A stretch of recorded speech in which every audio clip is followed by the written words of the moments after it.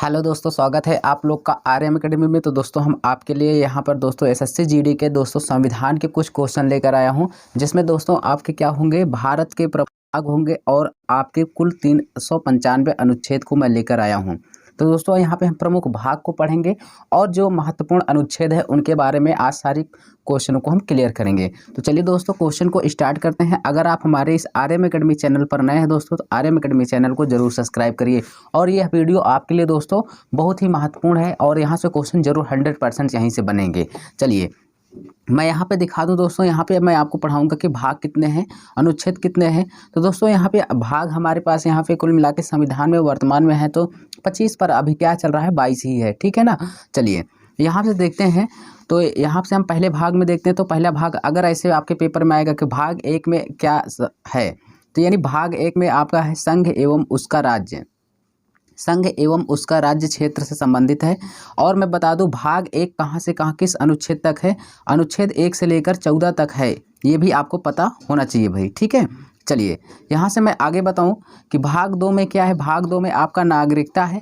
तो अगर पूछता है नागरिकता कहाँ से कहाँ अनुच्छेद तक है, तो 5 से लेकर 14 तक है। अनुच्छेद 5 से 14 तक नागरिकता का प्रावधान है, किस भाग में है, कहेगा नागरिकता का अधिकार किस भाग में है, तो भाग 2 में है। भाग 3 में आपका क्या है दोस्तों, तो भाग 3 में है मूल अधिकार, जिसे मौलिक अधिकार कहते हैं।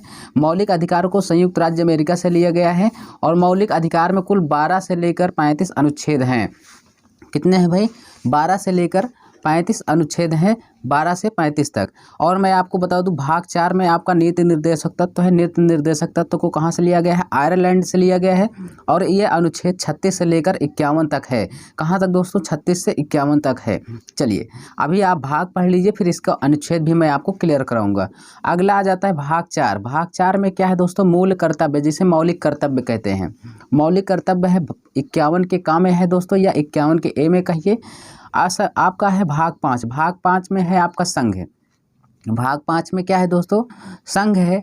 संघ कहाँ से कहाँ तक है, और ये है अनुच्छेद 52 से लेकर 151 तक।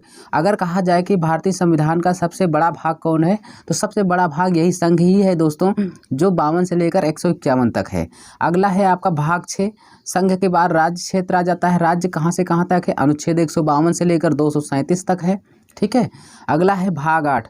भाग 8 में संघ राज्य क्षेत्र है। संघ राज्य क्षेत्र है जो अनुच्छेद 239 से लेकर 243 तक है। अगला है भाग 14। भाग 14 है दोस्तों संघ और राज्य के अधीन सेवाएं, 308 से लेकर 323 तक, ठीक है भाई।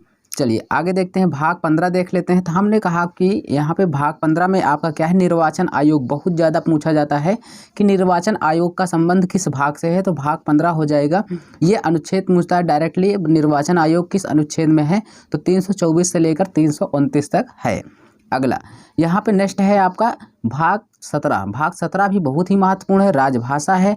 तो राजभाषा के बारे में अगर पूछा जाए कि राजभाषा किस भाग में है, तो भाग 17 में है। अनुच्छेद 343 से लेकर 351 तक है। भाग 18 के बारे में देखेंगे दोस्तों, बहुत ही इंपॉर्टेंट है दोस्तों। भाग 18 आपका आपात संबंधी उपबंध है, आपातकाल से संबंधित है, जो 352 से लेकर 360 तक है आपात के बारे में। अगला है भाग 20 दोस्तों, जो बहुत पूछा जाता है, संविधान संशोधन प्रक्रिया। तो संविधान संशोधन प्रक्रिया अनुच्छेद 368 में है। कहाँ पर है दोस्तों, 368 में संविधान संशोधन प्रक्रिया है। चलिए ये रहे आपके कुछ प्रमुख भाग दोस्तों, और मैं आपको दिखा दूंगा यहाँ पे कि संविधान से संबंधित कुछ प्रश्न जो पूछे जाते हैं उसको भी हम लोग यहाँ पे क्लियर करेंगे। आइए यहाँ से देखेंगे यहाँ दोस्तों हम लोग कि संविधान से संबंधित जितने भी प्रश्न पूछे जाते हैं उसको हम लोग यहाँ पे क्लियर करने वाले हैं। देखिए संविधान के महत्वपूर्ण अनुच्छेद, तो अनुच्छेद के बारे में पढ़ेंगे। अभी हम लोगों ने भाग के बारे में पढ़ा। अगर दोस्तों मैं यहाँ पे आपको 395 अनुच्छेद क्लियर कराऊंगा, अगर आप यह वीडियो देख लेते हैं तो आपका क्वेश्चन कभी नहीं छूटेगा, ठीक है। चलिए अनुच्छेद 1। अनुच्छेद 1 कहता है भारत अर्थात इंडिया राज्यों का संघ है, ठीक है। राज्यों का संघ का मतलब क्या होता है दोस्तों, कि ऐसे पूछेगा क्वेश्चन कि राज्यों का संघ किस अनुच्छेद को कहते हैं, तो अनुच्छेद 1 को। ये देखिए आपके सामने है दोस्तों, 2023 में पूछा गया है क्वेश्चन। आइए अगला देखते हैं भाग 3, जो महत्वपूर्ण है उसी को बताएंगे भाई। महत्वपूर्ण भाग 3 में है संसद द्वारा किसी राज्य के नाम तथा राज्यों का गठन एवं इसकी सीमा नामों में परिवर्तन। अनुच्छेद 3 में क्या करेगा, किसी भी राज्य के जो होता है उसके राज्य के क्षेत्र को घटा बढ़ा सकता है, उनकी सीमा के नामों में परिवर्तन कर सकता है। ठीक है, ये भाग अनुच्छेद 3 में है। और यहाँ पे अनुच्छेद 5 में है आपका नागरिकता है दोस्तों, नागरिकता से संबंधित प्रावधान है। अनुच्छेद 12 में जो दोस्तों है राज्य शब्द की परिभाषा है। राज्य शब्द की परिभाषा किस अनुच्छेद में है, अनुच्छेद 12 में।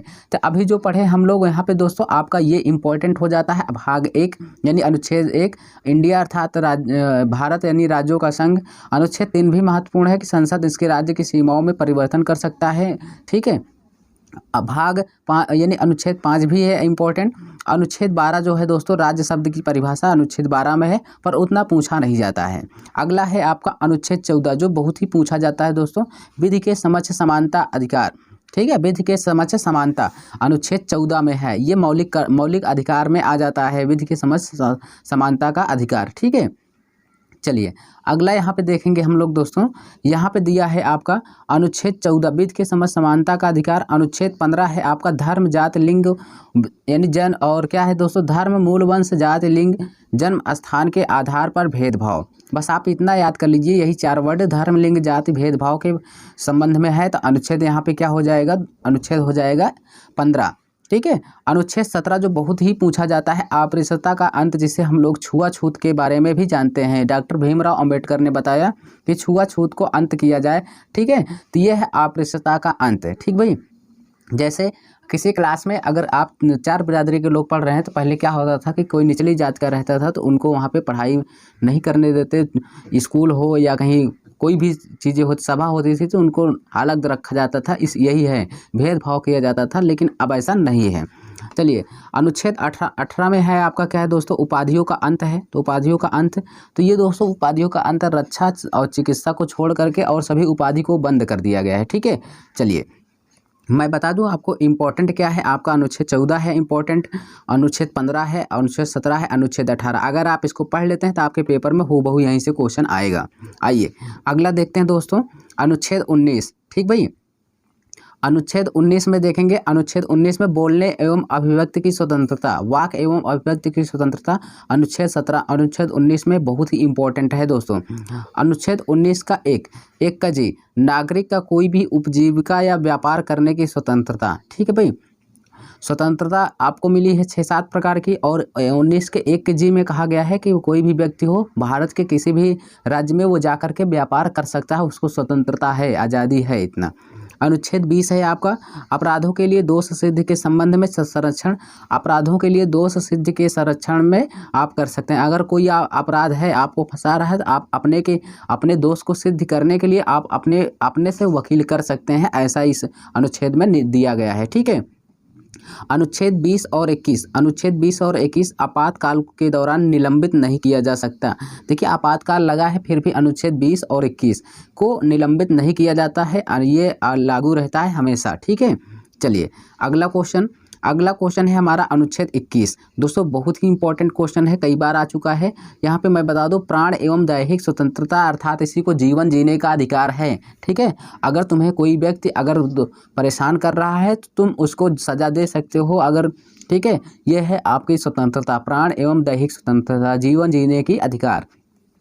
अनुच्छेद 21 में है दोस्तों, अनुच्छेद 21 हो गया। अनुच्छेद 21 के ए में है दोस्तों, 6 से 14 वर्ष के आयु के बच्चे को निःशुल्क शिक्षा, अनिवार्य और निःशुल्क शिक्षा। ठीक है, अनिवार्य और निःशुल्क शिक्षा का मतलब क्या हो जाएगा दोस्तों, ये आपका कब जोड़ा गया, 66वें संविधान संशोधन द्वारा। कब, 66वें संविधान संशोधन द्वारा 1900 कब दोस्तों, 1900 बताइए, 66वें संविधान संशोधन द्वारा इसको जोड़ा गया था।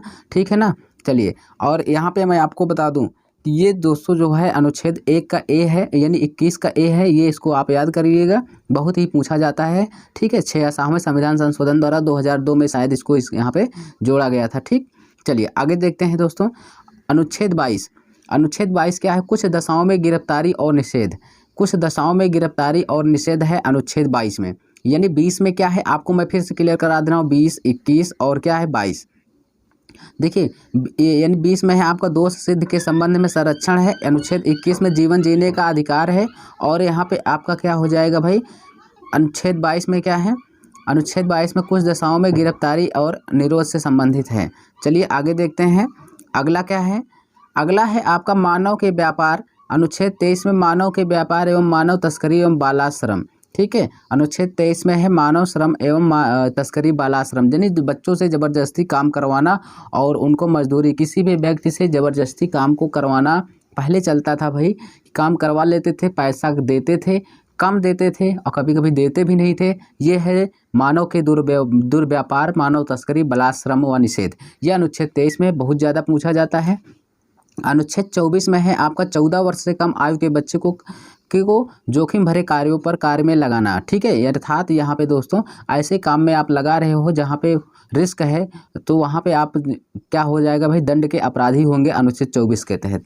अनुच्छेद यहाँ पे देखेंगे भारतीय संविधान में अनुच्छेद 25 से 28 क्या है, धर्म की स्वतंत्रता है, धर्म की स्वतंत्रता से संबंधित है। आप अपने धर्म को प्रचार प्रसार कर सकते हैं, आगे बढ़ सकते हैं, ये अनुच्छेद 25 से 28 में कहा गया है। चलिए आगे देखते हैं दोस्तों, अनुच्छेद 26 देख लेंगे। अनुच्छेद 26 में है धार्मिक कार्यों के प्रबंध की स्वतंत्रता। अनुच्छेद 26 के तहत आप अपने धर्म का प्रचार प्रसार कर सकते हैं, पूजा पाठ करवा सकते हैं, अनुच्छेद 26 के तहत कहा गया है। अनुच्छेद 29 के तहत यहाँ पे कहा गया है दोस्तों, अल्पसंख्यक वर्गों के हितों का संरक्षण। अल्पसंख्यक क्या क्या मतलब है दोस्तों, जहाँ पे 10 जैसे मान लेते हैं कि यहाँ पे जैसे 100 लोग यहाँ पे हैं, 100 लोग हैं ओबीसी के, वहीं पे यहाँ पे SC ST वाले 10 लोग हैं, तो ओबीसी क्या कर रहे हैं, SC ST वालों को परेशान कर रहे हैं। ठीक है, तो वही है कि उनको बराबर क्या होगा, जो अल्पसंख्यक यानी कम लोग हैं, जो SC ST 10 लोग हैं, उनको भी बराबर समान अधिकार मिलना चाहिए, उनका शोषण नहीं करना चाहिए। ठीक है, ये इसमें कहा गया है कि जिस जाति के लोग कम है उनका भी संरक्षण होना चाहिए, उनको परेशान नहीं किया जाना चाहिए, ये इसमें कहा गया अनुच्छेद 29 में। अनुच्छेद 32 बहुत ही इंपॉर्टेंट है दोस्तों, ये देखिए दोस्तों, ये भी आपका बहुत पूछा जाता है अनुच्छेद 29। ठीक है, और यहाँ पे अनुच्छेद 32 तो यहाँ पे पेपर की जान है, ये एक ही शिफ्ट में 2-3 बार आ जाता है दोस्तों, अलग अलग तरीके से। संवैधानिक उपचारों का अधिकार, संवैधानिक उपचारों का अधिकार, ये है अनुच्छेद 32 में, और इसको डॉक्टर भीमराव अम्बेडकर ने कहा था, इसे संविधान का हृदय भी कहा जाता है। चलिए अनुच्छेद 33 में क्या है, संसद द्वारा सशस्त्र बलों, पुलिस बलों आदि के सदस्यों के मूल अधिकार पर यानी युक्ति यह है। ठीक है, यहाँ पे अनुच्छेद 24 में है क्या, जब किसी क्षेत्र की में सेना विधि प्रवृत्ति है तब उसे भाग द्वारा प्रवृत्त अधिकारों पर निर्बंध है, ये हो जाएगा अनुच्छेद 34। अगला देख लेंगे हम दोस्तों, यहाँ पे अनुच्छेद 39। अनुच्छेद 39 के क्या कहता है, समान न्याय एवं निःशुल्क विधिक सहायता। समान न्याय एवं निःशुल्क विधिक सहायता, ये अनुच्छेद 39 के काम में कहा गया। वेरी वेरी इंपॉर्टेंट है, कई बार क्वेश्चन आ चुका है। अगला क्वेश्चन मैं आपको बता दूं जो बहुत ही ज़्यादा इंपॉर्टेंट है दोस्तों, अब अनुच्छेद यहाँ पे 40 है। अनुच्छेद 40 कहता है ग्राम पंचायत का गठन, इसको किससे संबंधित है, ये आपका महात्मा गांधी से संबंधित है। किसमें संबंधित है, महात्मा गांधी से संबंधित है ग्राम पंचायत का गठन दोस्तों, अनुच्छेद 40 में बहुत ही पूछा जाता है। और मैं बता दूं अनुच्छेद 42 क्या है, प्रसूति सहायक का प्रावधान। प्रसूति सहायक का प्रावधान है अनुच्छेद 42 में। अनुच्छेद 44 बहुत पूछा जाता है, नागरिक के लिए एक समान नागरिक संहिता। नागरिक संहिता जिसे हम दोस्तों यहाँ पे कहते हैं क्या, यहाँ पे नागरिकों के लिए एक सिविल नागरिक संहिता। ठीक है, ये बहुत पूछा जाता है, यहाँ पे आप लोग आना चाहिए ये क्वेश्चन। ठीक है, 44 अनुच्छेद 44। अनुच्छेद 45 का क्या कहता है, 6 से कम वर्षों के आयु के बच्चे को, 6 से कम आयु के बच्चों को निःशुल्क अनिवार्य और शिक्षा मिलेगा, देखभाल होगा, उसका उपबंध है अनुच्छेद 45 में। अगले देख लेंगे यहाँ पे दोस्तों अनुच्छेद 48। अनुच्छेद 48 में कहता है कृषि और पशुपालन। ठीक है, अनुच्छेद 48 में कृषि और पशुपालन है दोस्तों। यहीं पे 48 के काम है दोस्तों, पर्यावरण का संरक्षण, संवर्धन और तथा वन्य जीव की रक्षा भी कहा गया है। ध्यान से देखिए, क्वेश्चन बहुत ही इंपॉर्टेंट बनता है यहाँ से। अनुच्छेद 48 में है कृषि और पशुपालन का प्रावधान, अनुच्छेद 48 के काम में ही है आपका पर्यावरण संरक्षण एवं संवर्धन एवं वन्य जीवों की रक्षा करना। ठीक है, यहाँ पे अनुच्छेद 39 क्या कहता है दोस्तों, राष्ट्रीय महत्व के स्मारकों, स्थानों और वस्तुओं की रक्षा करना, संरक्षण करना। जैसे राष्ट्रीय महत्व के सरकारी चीज़, जैसे कोई चीज़ बना है, जैसे कोई भी चीज़ बना है यार, ठीक है ना, जैसे सरकारी स्कूल भी विद्यालय में बना है, सरकारी चीज़ें कुछ भी है उनका रक्षा करना हम लोगों का धर्म होता है, उसे नुकसान नहीं पहुंचाना चाहिए, क्योंकि वो क्या है, एक है राष्ट्रीय महत्व है, स्मारक है, समझ रहे हैं ना, वो किसी का नहीं होता है, होता सरकार का है, पर उनकी रक्षा करना हमारा फर्ज होता है अनुच्छेद 49 के तहत में। चलिए, ये क्वेश्चन यहाँ पे 48 में आपको दिया है, बताया मैंने आपको। कृषि एवं पशुपालन है। 48 के में पर्यावरण के संरक्षण एवं उसका संवर्धन है। अनुच्छेद 49 में है राष्ट्रीय स्मारकों के महत्व की रक्षा करना है। 49 में। अनुच्छेद 50 में है जो दोस्तों बहुत ही इंपॉर्टेंट क्वेश्चन है, ये नगर पालिका और कार्यपालिका का पृथक्करण है। बहुत ही पूछा जाता है। न्यायपालिका यानी सॉरी नगर पालिका का मैं कह रहा हूँ, न्यायपालिका कार्यपालिका के पृथक्करण है दोस्तों। अनुच्छेद 50 बहुत ही ज़्यादा इंपॉर्टेंट है। अनुच्छेद 51 जो मैं कहूँगा इंपॉर्टेंट है, उसको याद कर लीजिएगा, ठीक है। अंतर्राष्ट्रीय शांति एवं सुरक्षा का आविर्भाव, ये अनुच्छेद क्या है 51 में है। ये भी कई बार पूछा जा चुका है। ये भी यानी ये जितने भी क्वेश्चन है सब बहुत इंपॉर्टेंट क्वेश्चन है ये वाला, ठीक है। आगे यहाँ पे दोस्तों अनुच्छेद 51 का क्या कहता है कि मूल कर्तव्य, यानी जिसे मौलिक कर्तव्य कहते हैं। अनुच्छेद 51 के काम है मौलिक कर्तव्य। मौलिक कर्तव्य है दोस्तों, मौलिक कर्तव्य में मैं आपको एक बात बता दूं कि यहाँ पे मौलिक कर्तव्य जो है वो पहले थे 10, पहले थे मौलिक कर्तव्य 10, वर्तमान में है कितने 11 भाई, वर्तमान में कितने हैं 11 हैं। 6वें संविधान संशोधन द्वारा 2002 में जोड़ा गया है शिक्षा का अधिकार। ये भी आपको पता होना चाहिए कि मूल कर्तव्य यानी मौलिक अधिकार जो है दोस्तों, मौलिक कर्तव्य जो है ये 6वें संविधान संशोधन द्वारा 2002 में जोड़ा गया है शिक्षा का अधिकार। मौलिक कर्तव्य जो पहले 10 था अब वर्तमान में कितने हो गए हैं 11। ये भी आपको आना चाहिए। मौलिक कर्तव्य यानी मौलिक कर्तव्य जिसे मूल कर्तव्य ही बोलते हैं, ये संयुक्त राज्य अमेरिका से लिया गया है।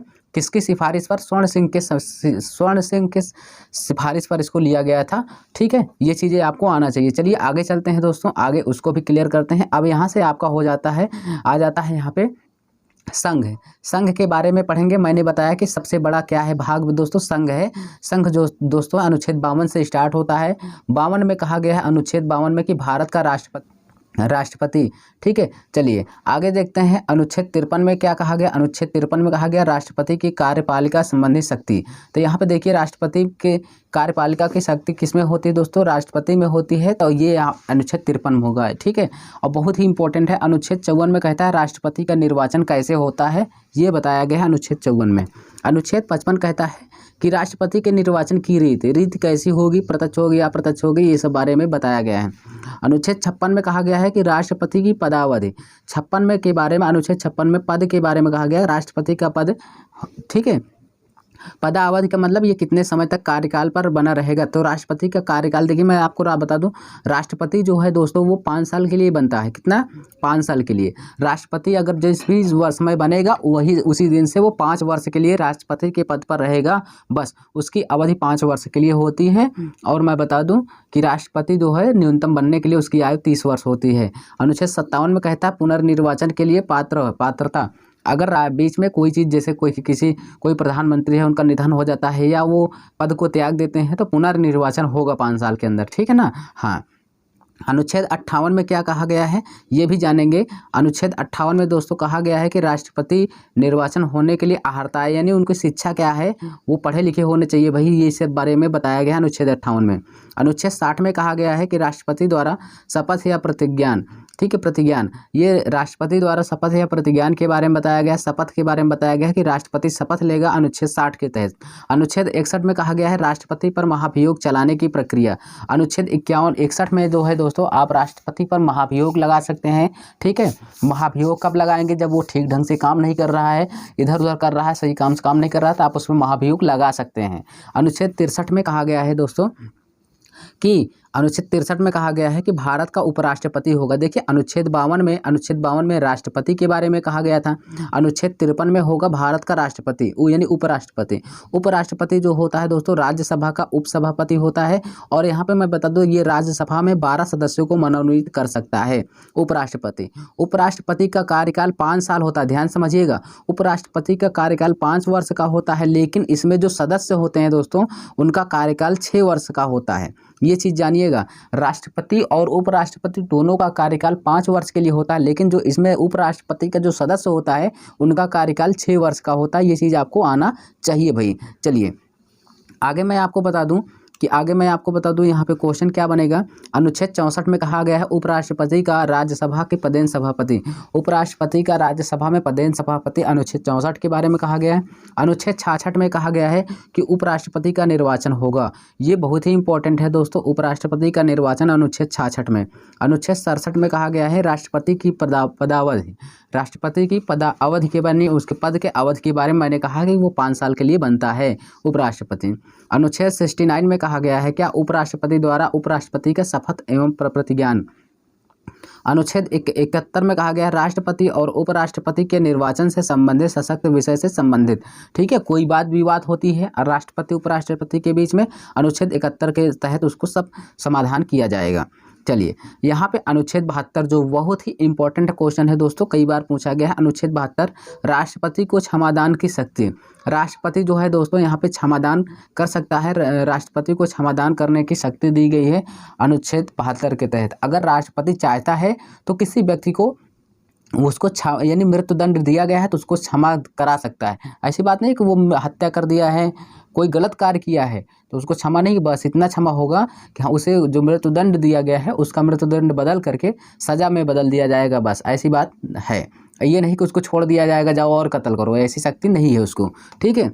अनुच्छेद 74 के तहत कहा गया है राष्ट्रपति को सहायता और सलाह देने के लिए मंत्रिपरिषद, जो मंत्री होते हैं दोस्तों, मंत्रिपरिषद होते हैं, ठीक है, ये लोग जो हैं राष्ट्रपति को सहायता देंगे, ठीक है, बताएंगे कि ऐसा ऐसे करो, ये ऐसा होगा वैसा होगा। भारत के महान्यायवादी के बारे में बताया गया है कि अनुच्छेद 76 के तहत भारत के महान्यायवादी के बारे में अवलोकन का किया गया है। ऐसे डायरेक्टली आपके एग्जाम में क्वेश्चन पूछेगा कि भारत का महान्यायवादी किस अनुच्छेद से संबंधित है, याद करिएगा अनुच्छेद 76 के तहत है। चलिए अगला क्वेश्चन देखते हैं दोस्तों, अनुच्छेद 77, अनुच्छेद 77 कहता है भारत सरकार के कार्य का संचालन, ठीक है। अनुच्छेद 78 कहता है राष्ट्रपति को जानकारी देने के लिए संबंध में प्रधानमंत्री के कर्तव्य, ठीक है। अनुच्छेद 79 ये दोस्तों आपके लिए इंपॉर्टेंट है दोस्तों, ये 3 अनुच्छेद। 79 यहाँ पे कहता है संसद के बारे में गठन, 80 में कहता है राज्यसभा का, 81 में है लोकसभा। इसको आप याद कर सकते हैं क्या, सरला, ठीक भाई, सरला से, सा से हो जाएगा संसद 79 में है, रा से हो जाएगा राज्यसभा 80 में, अनुच्छेद 80 में, ला से हो जाएगा लोकसभा जो दोस्तों अनुच्छेद 81 में है। ये क्वेश्चन बहुत ही ज़्यादा पूछा जाता है, मैं आपको बता दूँ, ठीक है ना। चलिए यहाँ पे देखते हैं अगला क्वेश्चन और उसको भी क्लियर करते हैं। अनुच्छेद 85 में कहा गया संसद का सत्र एवं सत्रवासन विघटन हो जाएगा। चलिए आगे देखते हैं यहाँ पे दोस्तों, यहाँ पे आगे हम क्लियर कर लेते हैं और उसको भी हम क्लियर करते हैं। यहाँ पे देखिए यानी अनुच्छेद 85 में क्या कहा गया है दोस्तों, यहाँ पे संसद का सत्र एवं सत्रवासन विघटन कहा गया। अनुच्छेद 93 कहा गया लोकसभा का अध्यक्ष और उपाध्यक्ष, लोकसभा के अध्यक्ष और उपाध्यक्ष के बारे में बताया गया है यहाँ पे। अनुच्छेद 98 के बारे में कहा गया है संसद का सचिवालय, संसद का सचिवालय कहा गया है। अनुच्छेद 103 में कहा गया संसद के किसी भी सदन का बैठक गठन करने के लिए आवश्यक गणपूर्ति सदन के सदस्यों की कुल संख्या का 1/10 यानी गणपूर्ति कारा कोरम को पूरा करना है दोस्तों, जितने सदस्य हमें चाहिए उसका 1/10 भाग पूरा होना चाहिए, ठीक है, जितने भी सदस्य हैं उसका 1/10वां भाग अनुच्छेद 103 में कहा गया है, ठीक है दोस्तों। तो यहाँ पे मैंने आपको बताया, आगे देखते हैं यहाँ पे इसको भी हम लोग क्लियर कर लेते हैं। ये देखिए अनुच्छेद 106 में कहा गया है क्या महत्वपूर्ण, 106 में है संसद सदस्यों के वेतन और भत्ते। संसद के जितने सदस्य हैं, संसद के आपके कितने सदस्य हो जाएंगे दोस्तों सदस्यों को, तो संसद के सदस्यों का वेतन दिया गया है, भत्ते के बारे में बताया गया है 106 में।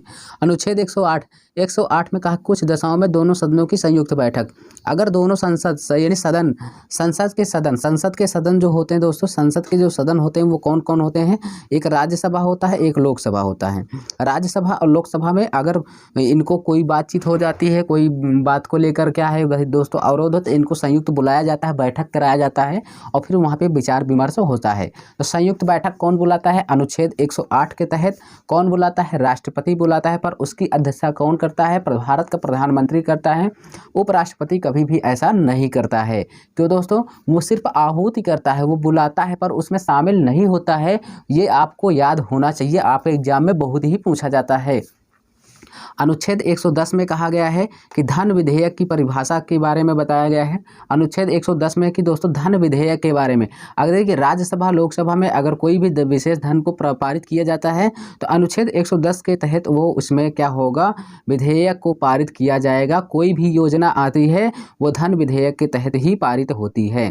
ठीक है, बहुत ही इंपॉर्टेंट है, ये पूछा जाता है। अनुच्छेद 112 दोस्तों वार्षिक वित्तीय विवरण बजट, बजट के बारे में बताया गया है। कोई भी बजट है दोस्तों, देखिए कोई भी बजट हो, कोई भी है, जैसे मार्ग बन रहा है, राजमार्ग बन रहा है, कोई भी चीज़ हो रही है तो उसके लिए बजट पेश होता है। ठीक है ना, तो वो बजट कौन पेश करता है, वार्षिक वित्तीय विवरण के द्वारा होता है, ये अनुच्छेद 112 के तहत। तो यानी यहाँ पे आपके पास 3 अनुच्छेद ऐसे हैं जो बहुत ही इंपॉर्टेंट अनुच्छेद हैं, वो मैं आपको फिर से मैं बता दूं। ये आपका 108, 110 और 112 ये आपके इम्पोर्टेंट हैं। यहाँ पे दोस्तों बहुत ही ज़्यादा पूछे जाते हैं। 108 के तहत क्या है, कुछ दशाओं में संसद के दोनों सदनों की संयुक्त बैठक, बस इतना याद करिए, दोनों सदनों की संयुक्त बैठक अनुच्छेद 108 में है। 110 में है आपका धन विधेयक हो जाएगा दोस्तों, धन विधेयक 110 में। 112 में हो जाएगा वार्षिक वित्तीय विवरण यानी बजट के बारे में कहा जाएगा 112 में। ठीक है दोस्तों, तो ये रहे दोस्तों हम आपके लिए कुछ क्वेश्चन लेकर आए थे दोस्तों, जो यहाँ पर 100+ के क्वेश्चन कराया संविधान से और उसके भाग भी कंप्लीट कराया। अगर वीडियो पसंद आए तो इसको क्लियर कर लीजिएगा। इसके अगले भाग को देखने के लिए दोस्तों आप ज़रूर प्लेलिस्ट में जाइएगा, वहाँ पे आपको वीडियो मिल जाएंगी। दोस्तों हम मिलेंगे आपको नेक्स्ट वीडियो में।